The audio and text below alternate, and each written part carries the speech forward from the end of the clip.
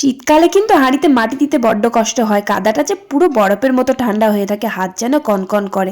কিছু করার নেই, হাঁড়িতে তো মাটি দিতেই হবে। তো হাঁড়ি কড়াইটা মাটি দিয়ে ভাতটা বসিয়ে দিলাম, দিয়ে চালটা ধুয়ে দিলাম।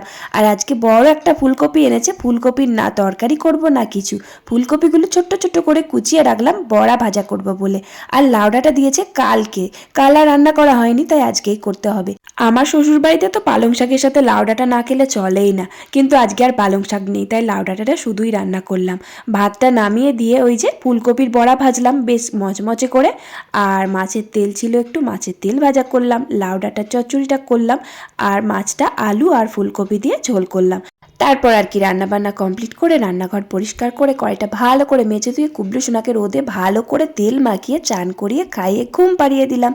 তারপরে আমিও চান টান করে খেতে বসলাম। আমার বড় ছেলে তো ভাত খাওয়ার আগে সব তরকারি খেয়ে নেয়, আজকে আবার দেখছি উল্টো, ভাত খাওয়া শেষে মাছটা খাচ্ছে, ভাবা যায়।